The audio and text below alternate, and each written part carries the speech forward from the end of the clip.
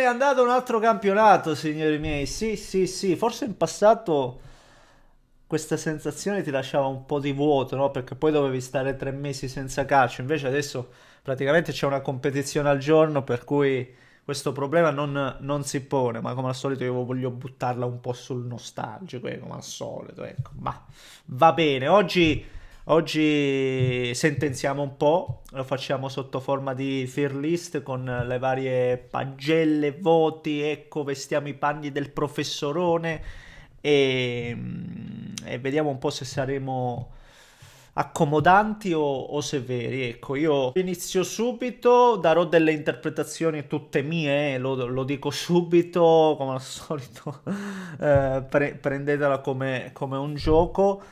Voi però sotto scatenatevi assolutamente, dite la vostra. Prima di partire l'invito è il solito, rimane sempre immutato, pollicione per il dannatissimo algoritmo, iscrivetevi se volete seguire i prossimi contenuti e credo che presto parleremo anche un po' della reazione alla prediction di inizio stagione, sapete benissimo, andiamo a vedere un po' le cavolate che dissi, din don anche la campanella per rimanere appunto lì sul pezzo. Ecco qua, questa ghiera di squadre, andremo a comporre la tier list. Non ho messo i mezzi voti proprio per rendere il tutto più complicato e quindi andiamo subito al sodo. Atalanta mi ha abituato troppo bene, cioè sai quando hai la zia, la nonna, non lo so, quella persona vicina che ti porta sempre le caramelle, ti vuole bene, ti coccola e se ti danno sempre tanta attenzione poi quasi quasi no? Diventi sempre più esigente. Forse è proprio per questo motivo che il mio voto non sarà superlativo, si limiterà al 7 perché questa stagione che rimane appunto un 7 non è assolutamente un voto negativo, rimane ottima, Champions League e abbiamo visto quanto sia complicato,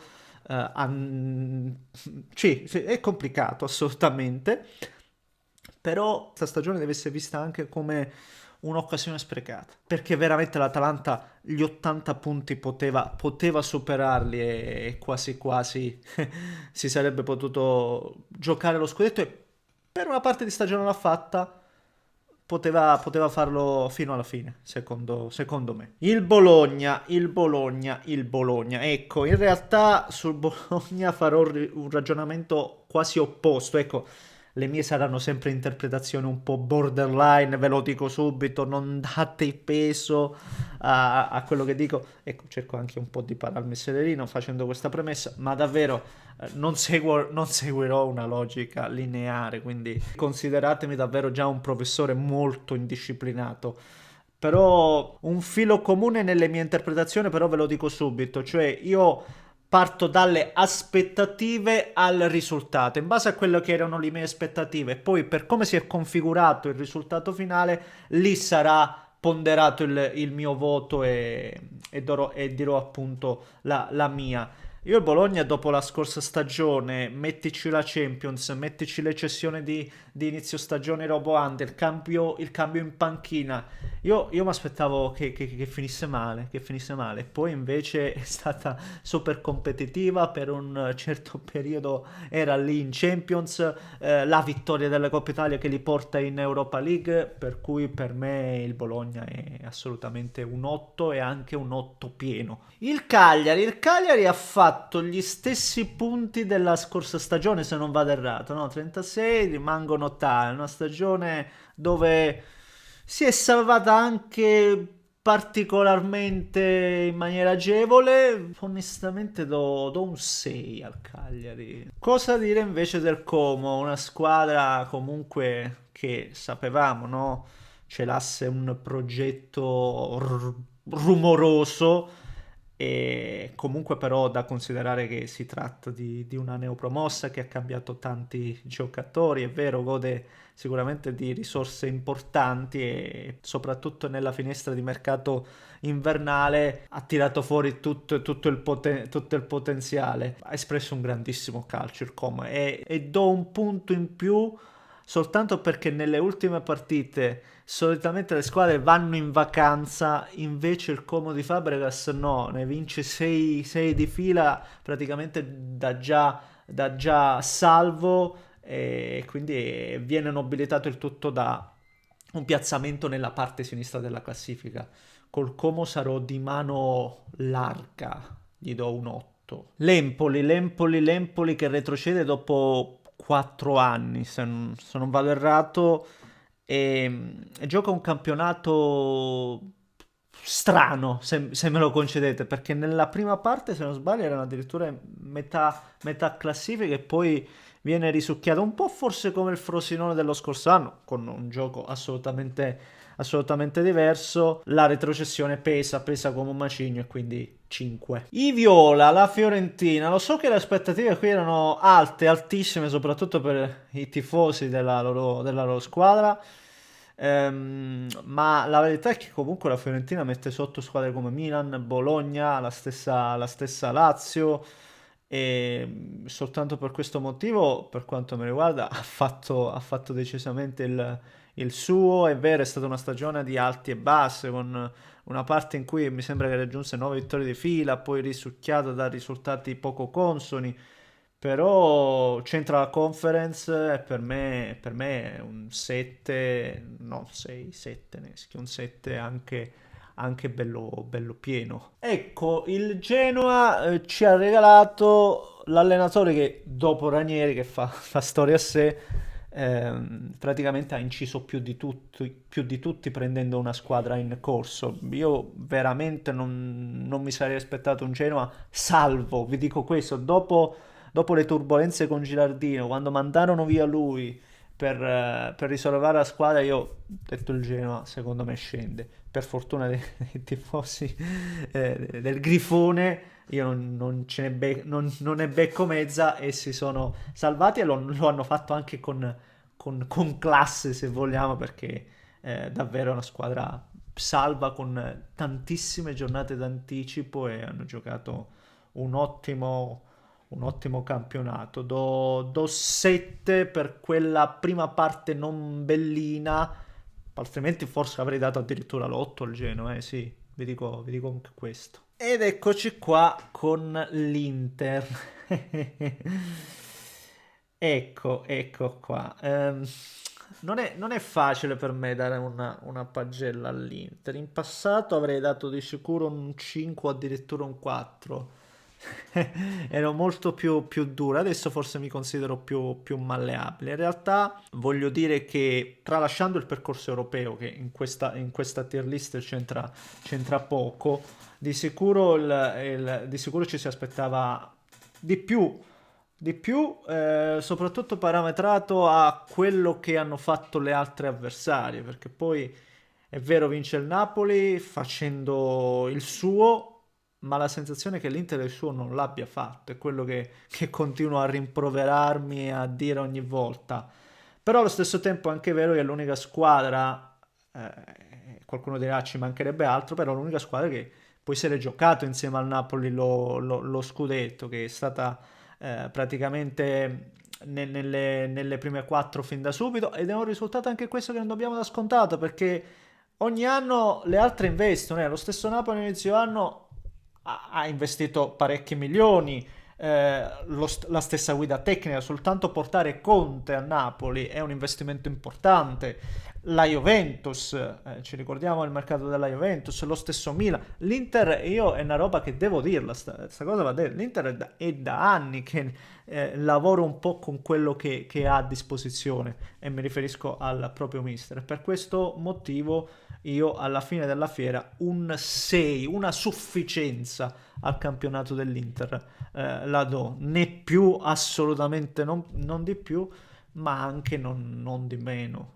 E la Juventus, lo dico subito, guadagna la sufficienza, lo fa grazie alla qualificazione in Champions League, che come ho detto prima è un discorso che possiamo fare copia e incolla, cioè andare già in Champions League abbiamo visto che non è affatto scontato, ed è appunto una squadra come la Juventus che ce lo dice all'inizio stagione. È vero, magari era l'obiettivo minimo, ma ci si aspettava molto di più dalla Juventus. Attenzione, non tanto per il piazzamento, ma vediamo quello che ha costruito in questa stagione. Questo era l'anno in cui la Juventus doveva gettare delle basi importanti, soprattutto per il futuro. Invece ci troviamo a fine stagione con la guida tecnica che molto probabilmente cambierà di nuovo, con tanti giocatori presi dallo scorso mercato che praticamente oggi sono inqualificabili, cioè Coop Miners, Douglas Luiz, quanto varranno? Riuscirai di nuovo a inserirli? Pochi punti saldi, Thuram, vedremo Bremer che ritornerà e Yildiz, e quindi è un 6 dovuto, ripeto, alla qualificazione dalla Champions. Valutare la Lazio per me è molto difficile, molto molto difficile, perché ritorno al discorso fatto a inizio video praticamente, aspettative e risultati. Le aspettative di inizio stagione per me erano bassissime, eppure la Lazio comincia giocando uno dei calci più belli dell'intera Serie A, calcio al volgente, intensità, tanti gol dalla panchina, una squadra che subito lascia un'impronta. Poi invece nella seconda parte è stato un continuo inciampare e nella parte finale addirittura esce dai piazzamenti europei. Quindi è un... sono molto molto frastornato per quanto riguarda la Lazio, e sono molto combattuto tra il 5 e il 6. Vorrei comunque dargli la sufficienza. Faccio il rosicone e gli do il 5. Gli faccio il rosicone perché hanno pareggiato contro l'Inter ed è stato un pareggio che poi non è servito a nulla. Ma questo lo sto dicendo veramente soltanto per aggiungere un po' di pepe, per fare il rosicone. Ma c'è poco da dire in tal senso. Hanno fatto quello che dovevano fare, anzi hanno fatto una buona gara, però anche con Lecce, no? Prendiamo proprio l'ultima giornata, è quella che secondo me, l'ha detto lo stesso Baroni, l'ultima giornata è un po' quello che ti rimane negli occhi, ecco. Quindi mi rimane questo 5 nel finale.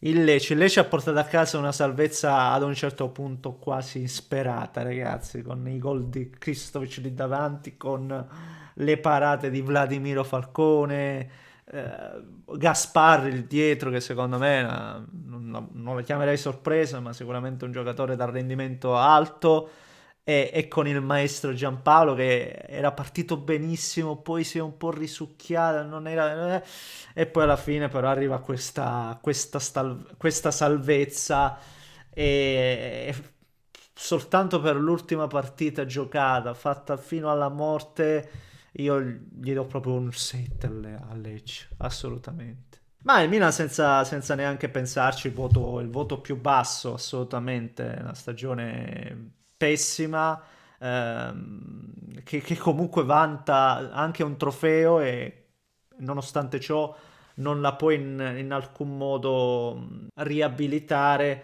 perché davvero dal Milan ci si aspettava una squadra che lottasse con le unghie e coi denti per lo scudetto, una squadra che facesse meglio anche in Europa, anche se qui non c'entra in questo discorso, ma soprattutto silurati praticamente due allenatori. Da inizio stagione abbiamo visto cose incredibili con i giocatori da una parte.